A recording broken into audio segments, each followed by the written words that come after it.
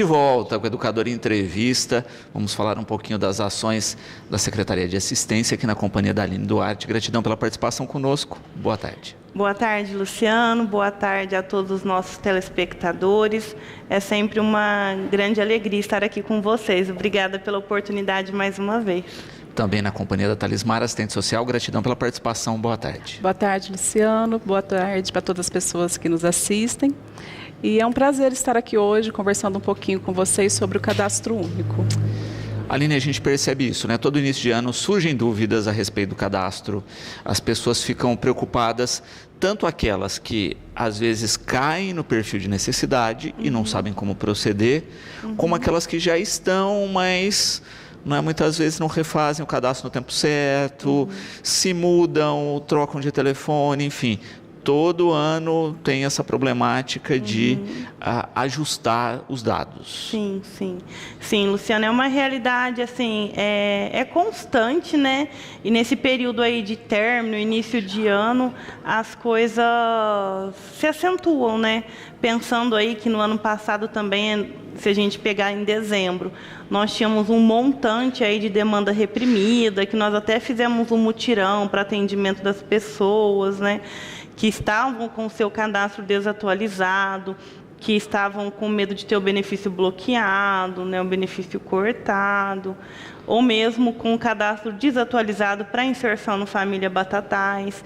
Fizemos um mutirão para atender toda a demanda reprimida, reorganizamos o cadastro. Hoje nós estamos aí com uma capacidade de atendimento semanal de até 110 pessoas, né? Então, hoje, quando as pessoas procuram para agendamento no site da Prefeitura, elas conseguem já agendar o atendimento para a próxima semana, dificilmente está ficando demanda reprimida para as outras semanas, né? Tudo isso são medidas que a gente vai tomando aí para tentar acalentar essas pessoas que ficam preocupadas, porque a gente sabe que a não atualização do cadastro único pode repercutir no cancelamento do benefício, na suspensão, e que isso impacta na renda, na qualidade de vida daquela família que depende do benefício para sobreviver, né? Então, e temos as pessoas que, por várias situações de atravessamentos da demanda cotidiana,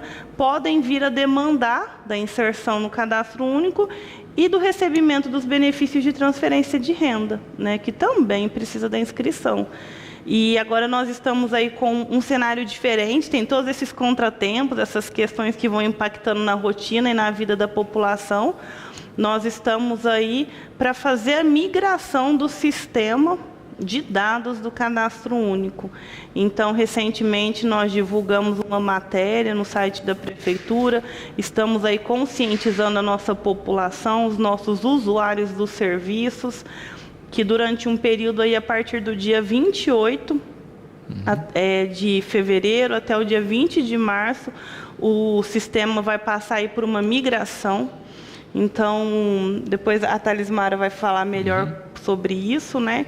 Mas é um momento aí de mudança de sistema. Por muitos anos o sistema, os dados foram geridos pela Caixa Econômica Federal.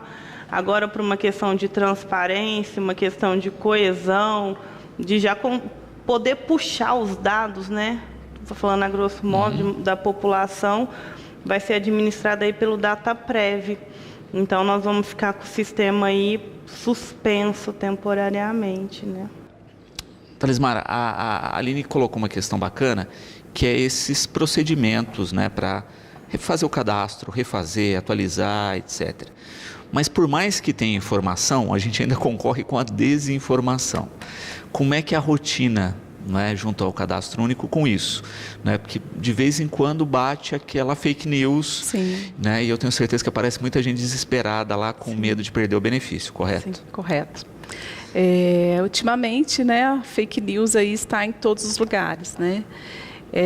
E não é diferente também com os programas governamentais, né?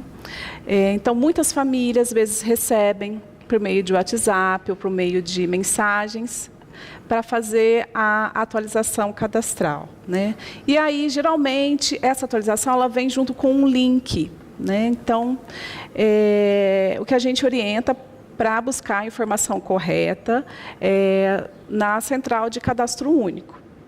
Porque se a pessoa, às vezes, clica nesse link e é uma fake news, corre-se o risco dessa pessoa, inclusive, às vezes, ficar sem receber o benefício do Bolsa Família, porque assim, a gente tem fake news de tudo quanto é tipo. Então, quando receber alguma fake news, achar que é algo suspeito, a gente pede para entrar em contato conosco. Que aí a gente verifica a informação com a coordenação estadual, a gente passa esse link para a coordenação estadual e a coordenação estadual verifica a veracidade desse link e depois nos dá uma resposta. Tá? Perfeito. Uma outra questão é a pessoa manter o cadastro atualizado. A gente percebe muita dificuldade de vocês, porque muitas vezes a pessoa troca de telefone, e não informa. E às vezes vocês têm que fazer uma comunicação direta e não encontra essa pessoa. Porque para o cadastro único, tem que ser atualizado a cada 2 anos, se não teve mudança de nenhuma informação daquela família. Como, por exemplo, endereço, quantidade de membros da família, a renda total que aquela família recebe. Então, esses dados têm que estar atualizados de 2 anos. Quando passa disso, o governo federal ele sempre manda, às vezes, mensagens no extrato, avisando a família que precisa atualizar o cadastro único. Mas, mesmo assim, às vezes a família está passando por alguma dificuldade ou às vezes não entendeu aquela informação e deixa de atualizar o cadastro durante esses 24 meses. E isso, a falta de atualização, ela pode acarretar na suspensão de benefícios, especificamente do programa Bolsa Família e também do benefício de prestação continuada, que é o benefício LOAS, que as pessoas com deficiências e pessoas idosas acima de 65 anos, que não têm condições de prover a própria subsistência, e que a renda seja inferior a 1/4 do salário mínimo, pode correr o risco desses benefícios serem bloqueados, suspensos ou cancelados pela falta de atualização. E, Aline, a gente vê isso muitas vezes, a pessoa busca o serviço porque teve o benefício cancelado. Sim. Infelizmente, é uma realidade, porque aí impacta diretamente na qualidade de vida. A pessoa conta com aquele recurso para pagamento de contas, para comprar os seus alimentos, e a hora que vai no banco para sacar, o benefício está bloqueado por desatualização, por falta de atualização. E aqui no nosso município, ano passado, em específico, a gente teve bastante dúvidas, porque nós temos o prazo aí do governo federal, que é de até 24 meses para atualização. E para a manutenção do Família Batatais, esse prazo é diferente. Então, o prazo no nosso município é de 12 meses. Então, os beneficiários do nosso programa de transferência de renda precisam atualizar em um tempo menor. Até o ano passado nós viemos, conversamos com você, com a população, porque em razão da não atualização, nós tivemos aí mais de 300 pessoas que tiveram Família Batatais cancelado. Então, nós tivemos que proceder, fazer um mutirão também, proceder com as atualizações, porque a gente sabe que as pessoas precisam, de fato, deste recurso, para sobreviver, para tentar equalizar e resolver essa problemática. Talismar, essa migração, que a Aline falou no primeiro bloco aí, que a gente tem do sistema, do cadastro único, que sai da estrutura da Caixa, porque era isso, estava vinculado quase uma questão financeira propriamente dita, do banco, pagador do benefício. Agora essa migração tem também um outro conceito, não só de pagamento, mas também de gerar dados a respeito dessas pessoas, correto? Correto. Essa mudança do sistema operacional do cadastro único, já vinha sendo ventilada aí há mais ou menos uns 3 anos, e agora, em março, ela vai ocorrer. Então, o cadastro único foi criado em 2001 e o agente operador do sistema, até então, era a Caixa Econômica Federal. E agora, a partir de março, vai mudar esse responsável pelo sistema, que vai ser a Dataprev. Né? Então, temos todo um processo, né, de transmissão desses dados, né? E isso acaba gerando algumas inconsistências no sistema, né? E também a indisponibilidade do sistema para que a migração seja feita. Tá? Então, a partir do dia 28 de fevereiro, o sistema do Cadastro Único da Caixa Econômica vai ficar indisponível para fazer toda a migração dos dados para o sistema Dataprev. Tá? Então, no país inteiro, são mais ou menos 40 milhões de famílias cadastradas no Cadastro Único. Né? Então, a gente tem que pensar que são 40 milhões, né, de famílias que vão ter os seus dados retirados do sistema do Cadastro Único da Caixa Econômica Federal e que vai para um outro sistema, né, para a Dataprev. Né? Nós podemos aí comparar esse processo como uma mudança física mesmo. Então, durante 24 anos, né, o sistema ele ficou abrigado, né, na Caixa Econômica Federal, e agora ele vai sair da Caixa Econômica Federal e vai para o Dataprev. Então, é natural, né, que esses dados, né, têm que ser organizados, tem que se ter um tempo específico, né, para que toda essa migração aconteça. Né? E o sistema da Dataprev, ele traz algumas inovações que o sistema da Caixa não tinha, né? Como, por exemplo, extração de vários relatórios, principalmente para a gestão das políticas públicas. Né? Lembrando que não é somente o governo federal que utiliza os dados do Cadastro Único, o governo federal, o governo estadual também utiliza os dados, os governos municipais também utilizam esses dados do Cadastro Único. Né? Então, a inovação que a Dataprev nos apresenta é que a maioria dos dados dessas famílias já vai estar integrado com outros sistemas. Né? Então, a maioria dos dados já vão vir preenchidos de dados que as famílias ou as pessoas já tinham em outros cadastros do governo federal. Né? E o governo federal adotou como identificação única o CPF. Então, todas as pessoas, né, que estão cadastradas ou que têm interesse em se cadastrar, precisa ter o CPF. Tá?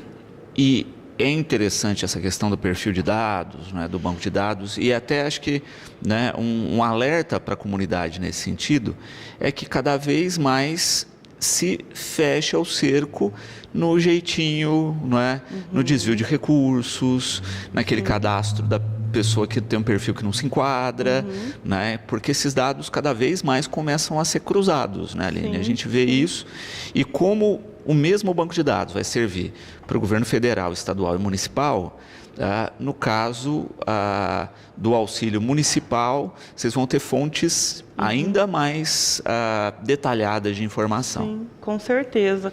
Isso é uma coisa muito importante, é uma ferramenta para gestão, né, de vigilância e socioassistencial para a gente qualificar as nossas ações e, de fato, olhar para a população que está cadastrada no Cadastro Único, que é beneficiária dos programas de transferência de renda, tendo aí uma maior segurança e em relação à veracidade, né, dessas informações, para que a gente possa oportunizar e ofertar serviços mais adequados e que vão em atendimento às demandas da população, a faixa etária, a questão de renda, porque como muitas informações, né, da forma como é tratada hoje, são autodeclaratórias, a gente não puxava de outros sistemas, haviam informações que não eram verdadeiras, que às vezes o cidadão optava para receber o benefício, né, o famoso jeitinho, né, que não dava informações verdadeiras. Então, agora, com esse cruzamento de dados, as informações obtidas serão mais exatas, a gente vai conseguir, de fato, ter um recorte da nossa população. Vindo para cá, eu e a Talismar ainda estávamos conversando, né? Que hoje no Cadastro Único nós temos aí aproximadamente 16 mil pessoas inscritas.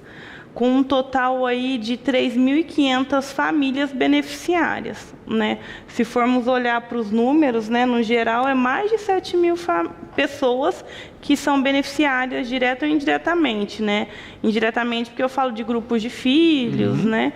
Então, assim, é uma gama grande da população da nossa cidade. Mais de 10% da população. Mais de 10% da nossa população que recebe o benefício do Bolsa Família, né? E que se hoje, quando a gente vai olhar para os dados, e nós vamos cruzar com outros sistemas, um exemplo, o sistema do SUS, a gente identifica muitas divergências na questão da composição familiar, na localização, né? Então, aí nós vamos apurando e eu acredito que vai melhorar. Muitas coisas, igual que o ano passado, o governo do estado foi repassar recursos para aporte e financiamento nos municípios. Um exemplo, Batatais recebeu um aporte financeiro para a implantação da vigilância socioassistencial. Tivemos outros municípios que receberam aportes para a instalação de CRAS e outros exemplos, né? Qual foi a base de dados que eles utilizaram para diagnosticar e identificar qual município que iria receber? Foi o cadastro único. O cadastro único foi um desses instrumentais. Então, é muito sério, né? O governo federal também utiliza para indicativos, para a gente pensar de quantas pessoas estão inscritas naquela determinada faixa etária e quantas pessoas são participantes do serviço de convivência e fortalecimento de vínculos. Então, vai afunilando, né? O SUAS, por mais que é uma política que já tem um tempinho, o SUAS é de 93, né? Ainda é uma política nova, que está engatinhando. Então, eu acredito que estes mecanismos aí vão qualificar ainda mais a nossa prática e nos subsidiar para a gente fazer o que, de fato, nos cabe enquanto política pública. Exatamente. E fazer, de fato, o recurso chegar a quem necessita, né? Porque o que a gente falou, tem gente na fila pelo benefício, sim, com não é? certeza. Então, acaba, de fato, fazendo essa questão de compreensão. Por isso é tão importante que as pessoas coloquem os dados corretos, sim, atualizem os dados, sim, porque cada vez mais os sistemas vão cruzar a informação. Sim, e eu considero isso muito benéfico, né? Em Batatais nós temos aí há muitos anos que pessoas que estão com cadastro unipessoal não são adicionadas na lista de recebedores, né? Porque Batatais já atingiu a cota. E quando a gente vai vendo no acompanhamento diário, às vezes a gente identifica que o usuário tal está como unipessoal, mas ele reside com outras pessoas. Então, essa pessoa que recebe indevidamente ocupa, não que ela não tenha uma vida difícil, precária, né, mas às vezes não atende os critérios para estar no programa. Tira o lugar de uma pessoa que, de fato, preenche todos os critérios. Né? Tá num índice de precariedade maior, vamos dizer assim. Sim, né? sim. E, de fato, não é? A gente tem aí toda essa mudança para ser realizada. Né? Se a gente para pensar, colocaram aí um prazo de 20 dias, não é? Se a gente tira aí os dias que não são úteis, o prazo é menor ainda. Então, é um serviço gigantesco, Talismara, que é lógico que a gente vai ter algum probleminha nesse percurso. Sim. Né? Não dá para falar que vai ser tranquilo essa transição. Né? Assim, né? Essa transição, né, entre os sistemas não vai prejudicar a questão dos benefícios que as famílias já recebem. Né? É importante mencionar isso, porque o pessoal às vezes vai procurar, vai cortar meu benefício e tal. Não. Durante o tempo que ficar indisponível os sistemas, né, não vai ter nenhuma repercussão nos benefícios das famílias. Né? Até porque, né, a proposta é do governo federal, então ele precisa, né, minimamente dar condições, né, para que os municípios se adequem a esse novo sistema. Né? O interessante também, Luciano, é que esse novo sistema, dentro do Dataprev, ele permite, né, que os entrevistadores eles façam a capacitação, né, de captar essas informações das famílias, né, e somente depois que esse entrevistador estiver apto nesse sistema é que ele pode começar a fazer as entrevistas. né? Então, essa também é uma inovação, porque antes as capacitações elas eram presenciais e eram ofertadas tanto pelo governo do estado quanto pela Caixa, né? Então, agora o próprio sistema ele tem essa trilha de formação para os entrevistadores, né? E também o acesso vai ser pelo Gov.br, né? Então, estamos nessa fase de organização desses acessos. E também já começamos a participar dessa capacitação, né, online, para a gente chegar no dia 20 de março, pelo menos minimamente, tendo ali as condições, né, de operação desse sistema. Sem dúvida. Quando a gente pensa aí, né, na questão dessa atualização, tem que haver um agendamento, né, ali. Não é só chegar na secretaria. Como é que se procede para que as pessoas, né, agendem? Então, durante este período de migração do sistema de um para o outro, o nosso sistema de agendamento estará suspenso. Então, ele vai retornar uma semana antes do retorno dos atendimentos. Ele vai retornar... Dia 13. Ele vai retornar no dia 13 de março. Então, nós vamos ficar com o sistema aí temporariamente suspenso, porque como que funciona o nosso sistema, né? O agendamento do cadastro único está disponível para acesso no site da Prefeitura Municipal. Tem um link, a pessoa clica, consegue selecionar o horário, o dia, o melhor para ela. E normalmente o agendamento é para a próxima semana. Então, como nós vamos ficar aí quase 20 dias, né, sem atendimento, o sistema vai ficar indisponível aí nos primeiros 15 dias e depois retornando para a primeira semana em que o sistema já vai estar funcionando. Então, nestes próximos dias, na semana que vem já vai estar suspenso o agendamento, na outra também, e retorna na outra. Mas é importante, às vezes as pessoas veem a gente falando, né, da migração do sistema, ficam preocupadas. Só reforçar, a Talismara comentou no outro bloco, as pessoas não serão prejudicadas aí por conta dessa migração do sistema, né? Podem ficar aí tranquilas que as coisas vão permanecer como estão no sentido dos benefícios dos recebimentos, né? E qualquer impacto que puder vir a ter em decorrência do descumprimento de condicionalidade, de atualização ou etc., será depois que o novo sistema já estiver funcionando completamente. Perfeito. Então é isso, né? Ter paciência nesse momento de transição para depois fazerem os ajustes necessários. Com certeza, assim, e isso que nós estamos trazendo, né, a gente tem falado disso já tem um bom tempo.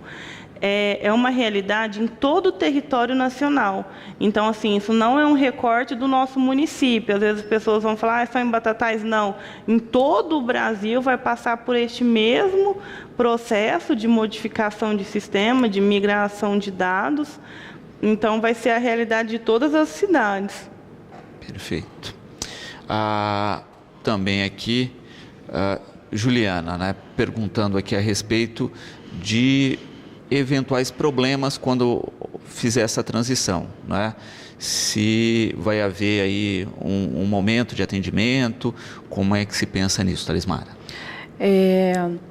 Durante esses 20 dias, o governo, a partir do dia 1º de março, né, ele vai disponibilizar um formulário offline, né? Então, a gente fechou a agenda justamente por conta desse tempo de transição, né? Mas nós temos essa opção, né, de preencher esse formulário offline, né? Ele vai ser acessado, né, pelos entrevistadores somente por tablet ou pelo celular, né? Então, assim, durante esse tempo, a gente pretende visitar algumas famílias, né, que estão impossibilitadas de ir até o cadastro único para poder fazer a entrevista. Nós já temos uma demanda, né, vinda dos equipamentos do CRAS, do CRES e também, né, dos outros serviços socioassistenciais, dessa demanda que tem que ser atendida no domicílio. Tá? Então, durante esse tempo, nós temos essa opção de trabalhar com esse documento offline, né? Mas lembrando que a inserção desses dados que a gente fez no offline, eles também só vai estar dentro do sistema quando o sistema está disponível. Perfeito, tá? Perfeito. E é importante que as pessoas entendam isso, né? Olha, toda essa transição é para a melhoria do sistema, é para evitar, inclusive, problemas que houveram no passado, é para separar essa questão, né, estritamente financeira e colocar o programa cada vez mais como um processo de assistência de transição, né? Porque o que muitas vezes as pessoas não compreendem é que todos esses programas é para que as pessoas de fato, né, tenham condições, mas que também tenham contato com a rede de assistência, que propõe também programas de acesso ao emprego, enfim, uma série de atividades para que de fato o programa seja transitório, né, Aline? Com certeza, Luciano. Acho que isso é uma coisa muito importante, né? Quando a gente vai pensar nos programas de transferência de renda, em específico na questão do Bolsa Família, né? É um programa aí de natureza compensatória, né? E para apoio, para subsidiar a família nestes momentos de maiores dificuldades, né? A gente sabe aí que através da inserção no Família Batatai, no Bolsa Família, os nomes são parecidos, às vezes eu misturo, mas é que também os serviços estão interligados no Bolsa Família. Hoje nos nossos equipamentos a gente tem grupos aí para acompanhamento e atendimento das famílias que estão em descumprimento das condicionalidades.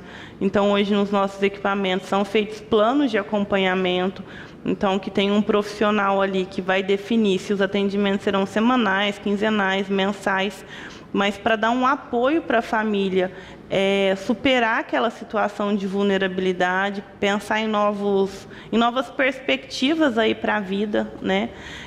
E pensando nisso, assim, a secretaria também não mede esforços para oportunizar também acesso a essas oportunidades, né? Você citou a questão da qualificação para inserção no mercado de trabalho.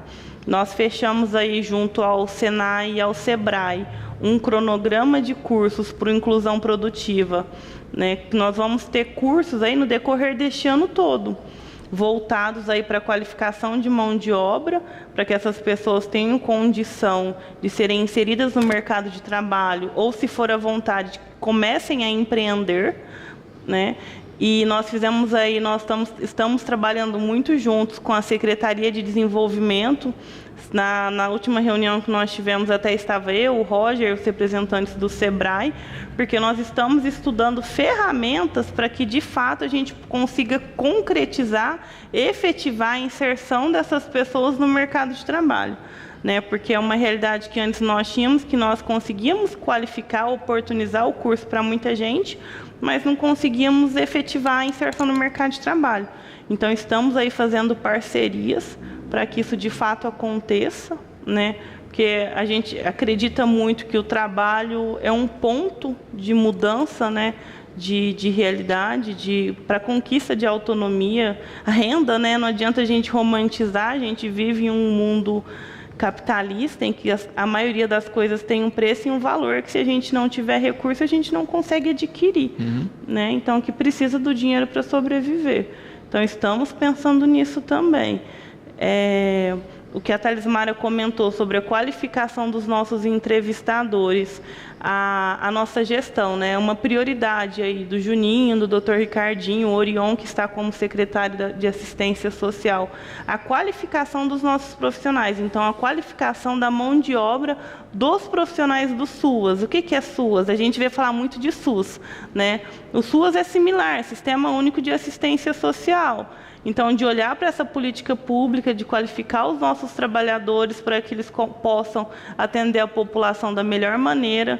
No cadastro único, a gente vê um impacto aí efetivo e direto, porque se a gente não tiver um entrevistador que consegue entender as perguntas e que consegue acessibilizar para a pessoa que está ali o que aquilo quer dizer, né? Porque às vezes, se a gente não facilita o entendimento da pergunta, a pessoa pode responder errado e aquilo pode trazer impactos na vida dela, né? Concreta. Então, é muito importante que a gente tenha aí entrevistadores que vão saber manusear esse novo sistema, que vão entender, que vão ter uma postura empática, acolhedora para atendimento da nossa população, né? O cadastro único, eu eu vejo que ele é extremamente relevante. Sem ele, a gente não teria política de assistência social, né? Para a gente poder fechar essa temática, acho que para poder dar uma tranquilidade para a população, né, é a questão da Marta aqui, não é?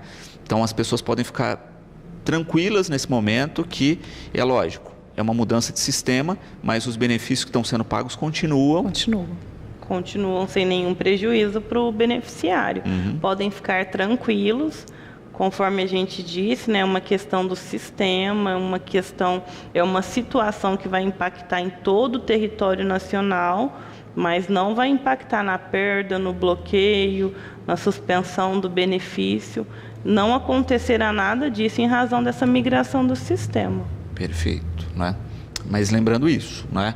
Quem tem dados fakes aí, né? Quem deu aquele jeitinho, etc., o sistema vai ficar cada vez mais rígido. Então, né? Ficar de olho nessa questão, que a gente sabe que o cerco fecha. Sim. Né? E é bom que isso aconteça, né? Porque aí nós vamos ter condição aí, o governo federal, e pensando que isso daí também é uma base de dados para o município, para o estado, né? Nós vamos ter condição aí de atender quem de fato precisa da assistência social, né?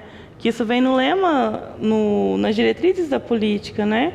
É uma política pública de a quem dela necessitar. Então, nós vamos cada vez mais chegando mais perto de quem dela necessitar, de quem é usuário, deve ser usuário da política de assistência social. A Ludmila aqui também, né? Parabenizando pelo trabalho de vocês e colocando essa questão que vocês falavam das visitas, não é? Vocês conseguem visitar todas essas famílias com rotina? Como é que isso funciona? E ela pergunta também isso, né? Olha, tem hoje famílias gigantescas que moram em espaços muito pequenos, não é? Existem programas nesse sentido? Bom, essa questão assim do cadastro único em loco, né, em domicílio. O município tem uma porcentagem para cumprir, para atendimento, mas essa ação é direcionada para as pessoas que não conseguem se deslocar até o cadastro único. Então, a pessoa tem alguma comorbidade, tem alguma deficiência que impeça ela de ir até o nosso espaço de cadastro único. Aí ela entra em contato com o cadastro para agendar a visita e atualização. Então, assim, não é para todos as pessoas que estão inscritas no cadastro único.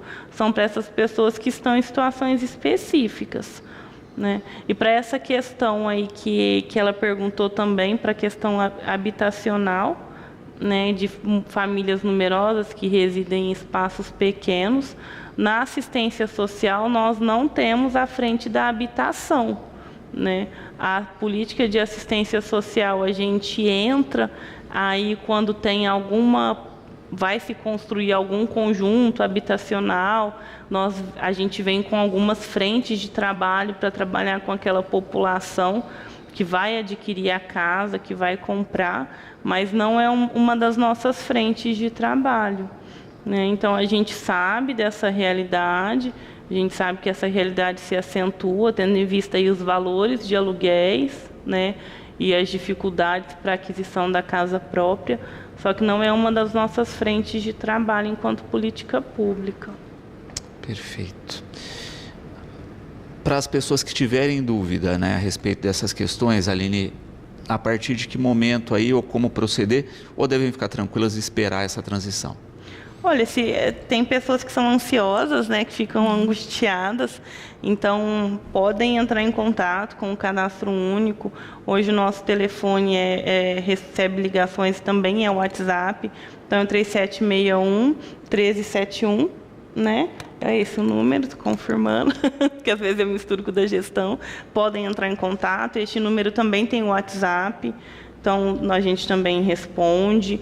Mas o conselho, né, de quem está trabalhando aí com isso é para aguardar, para confiar nas informações que nós recebemos do Ministério, que nós estamos aqui passando para vocês, né, de que não terão perdas, que essa migração aí, muito pelo contrário, vai reverter em muitos benefícios para a população que é, de fato, demandatária da política.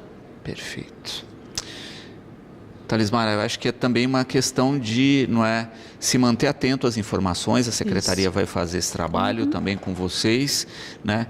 E em especial aí também entender, não é, como a gente já falou aqui, que é uma política de transição, né, para que as pessoas consigam fazer essa mudança e não esquecer sempre de atualizar os dados e de se manter informada junto com vocês.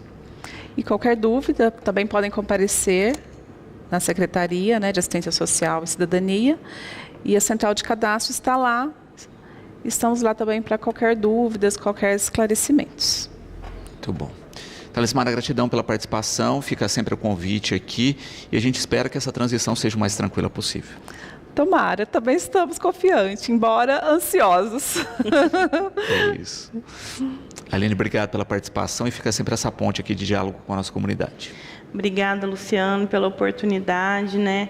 Obrigada à população que nos acompanhou. Reforço aí que nós estamos à disposição para qualquer esclarecimento, para qualquer informação adicional que às vezes possa ter passado, né? E qualquer novidade a gente volta para conversar com vocês. Obrigada e uma boa semana a todos.